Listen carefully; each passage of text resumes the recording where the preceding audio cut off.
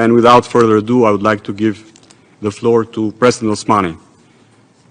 Please, President, the screen is yours. Thank you very much, dear Minister Hassani, dear organizers, ladies and gentlemen. During 1998-1999, Kosovo was a target of a brutal and a genocidal war committed by the Milosevic regime.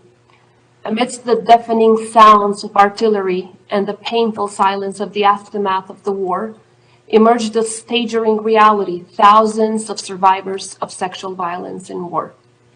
It is therefore that today, as I address all of you, I feel great responsibility and carry a heavy burden on my shoulders while striving to do justice to these everyday heroes who live with an everlasting and excruciating pain. And as I fervently plead for such acts of horror to never, ever be repeated again. Conflict-related sexual violence has persisted for too long in the trajectory of human history. It strikes at the very heart of humanity. It transcends borders, and it has turned into one of the most pressing global issues that demand our immediate attention. It is therefore our collective responsibility to act decisively, to act smartly, and to deliver. In my job, but also ever since I engaged in politics, I must admit that the meetings that leave an everlasting impact are the meetings with the survivors of sexual violence in war. Every time I meet with a survivor, I gain a thoroughly different understanding of pain. I also get a chance to understand the transformative power of their resilience. They choose not to just survive, but also to thrive and continuously fight for justice. They work hard to turn their anguish into a driving force to not only rebuild their lives, but also the shattered society after the conflict. Dear participants, none of the words and none of the delivered speeches do justice to the horror and the trauma experienced by the survivors. To understand better what I'm saying, please pay close attention to a following statement by a survivor. This is what she shared with us and what she wanted me to share with you. I quote, "I was trying to hide myself under the chair. I closed my eyes and ears with my hands, just trying not to hear the screamings and yellings of other women. What they did to other women in the school where we have been forcibly pushed. I've never seen such terrible things. At that moment, one guy dragged me by my leg. He threw me into the ground, pulled off forcibly my trousers. I was like being paralyzed. I didn't feel my legs. I had severe bleeding. I was only 9 years old." She was only 9 years old. Horrendous and devastating. Perpetrators of these horrendous crimes know no limits. They stop at nothing. They destroy lives. They not only want to destroy nations or countries, they want to destroy our faith in humanity. They want to dehumanize humans. The pain they inflict upon their victims remains etched into the very fabric of their beings for a lifetime. Yet, it is remarkable how from the ashes of their suffering, an awe-inspiring resilience arises. In these individuals, one finds outstanding strength that defies the darkness that is aimed to consume them. I am always in awe when I witness the unwavering determination of these survivors to refuse to be defined by the past. In their eyes, one sees a fierce resolve, a determination to create a world where their suffering would be drowned out by resilience and hope. These survivors stand as a testament to the unconquerable human spirit, inspiring us all to stand together and work tirelessly to build a future where no one else has to endure ever again such horrors. Ladies and gentlemen, after the war in Kosovo, so many harrowing cases of conflict-related sexual violence came to light. Those helped us with shedding light on the brutal tactics employed by Milosevic's regime. Numerous reports documented widespread rapes and sexual torture. Such appalling acts of sexual violence were used as tools of intimidation and demoralization. but equally so as tools of ethnic cleansing and genocide, aiming to drive the Kosovo population out of their homes. In Kosovo, with every passing year, we witness the extraordinary resilience and determination of Kosovo women and men who refuse to be silenced by the horrors they endured. Their fight against stigma and their quest for justice are exemplary. Being that one of the first ones to come forward to face the public, Ms. Vjosa Osmanit, who spoke out publicly in October 2018, she made sure that the world got introduced to a heroine. An emotional but well-determined Vjosa Osmanit became the first survivor of sexual violence during the war to speak out publicly.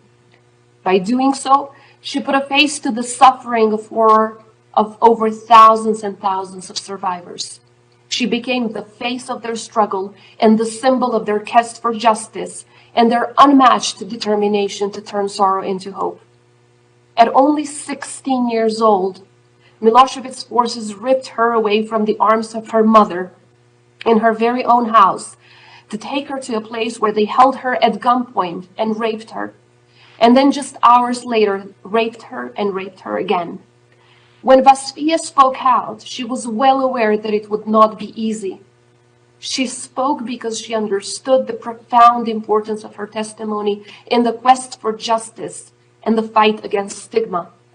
She dedicated her life to justice and turned into the voice of thousands of survivors of wartime sexual violence in Kosovo.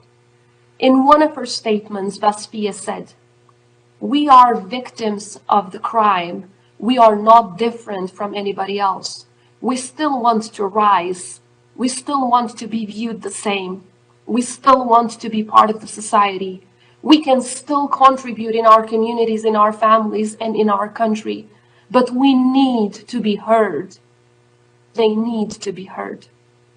Hearing the survivors of sexual violence in war is the first step towards restoring justice. Listening to them and their needs is a step further.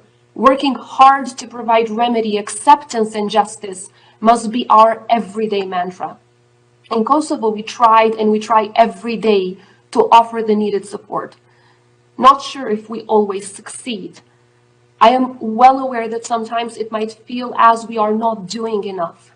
But we will never, ever cease to find ways to ease the weight of burden they carry on their shoulders. As a result of these efforts, the Commission for the Verification and Recognition of Sexual Violence Victim Status in Kosovo came to life. It has emerged as a global example in addressing and acknowledging the suffering of victims of conflict-related sexual violence. Established in 2014, the Commission has been instrumental in providing support to many survivors of such heinous acts during the Kosovo War. And while the job of the Commission is profoundly and utterly important, there is never enough of raised awareness on this issue. There are never too many occasions to speak about it, to committing to addressing it, to stressing the importance of uniting in combating it. And in this spirit, on the initiative of the civil society in Kosovo, we joined forces to set the 14th of April as the Remembrance Day for victims of sexual violence during the war.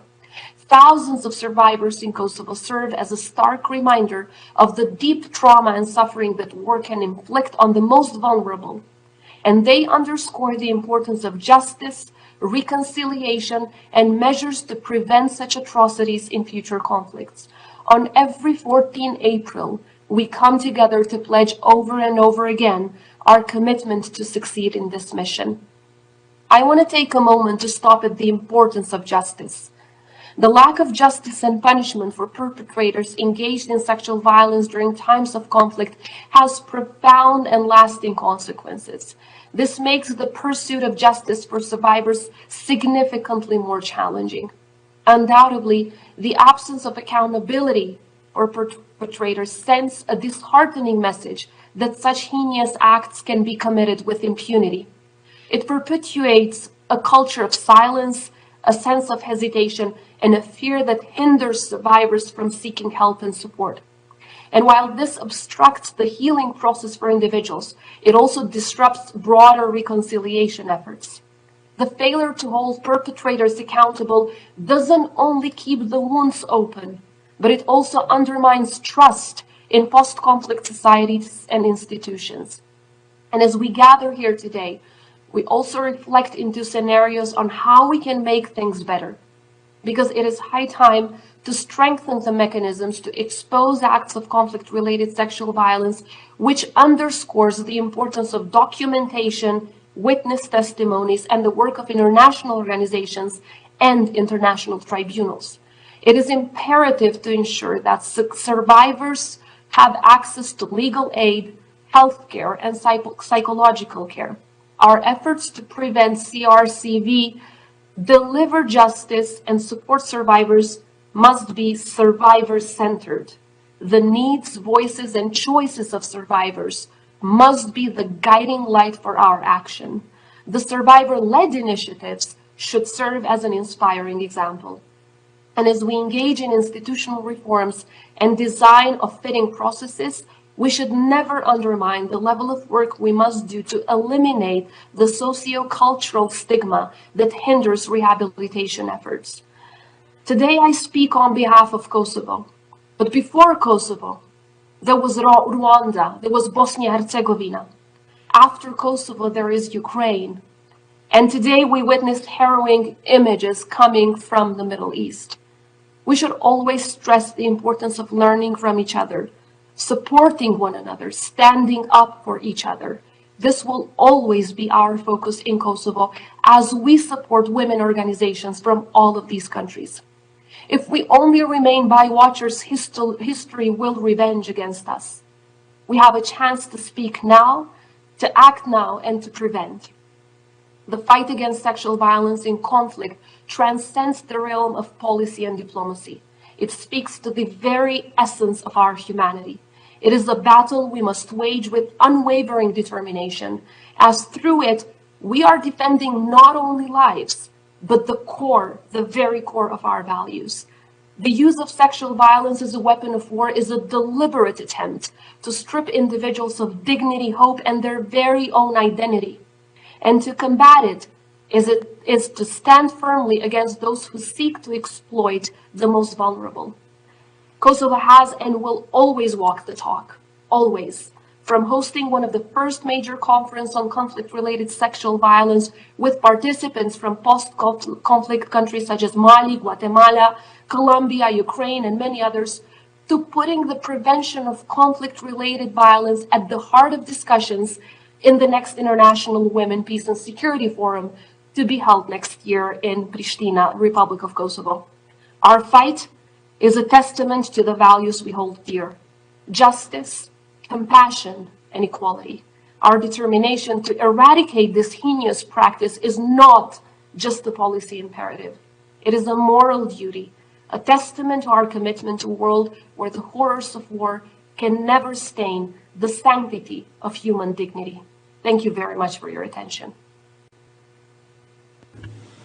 I thank President Osmani for her remarks. The work of your country, dear President, that you have done and your personal commitment to supporting survivors of conflict-related sexual violence by invoking all tools available, including legal, policy, diplomatic, and financial, to break the vicious cycle of impunity and provide the necessary services to survivors is truly remarkable. Now I give the floor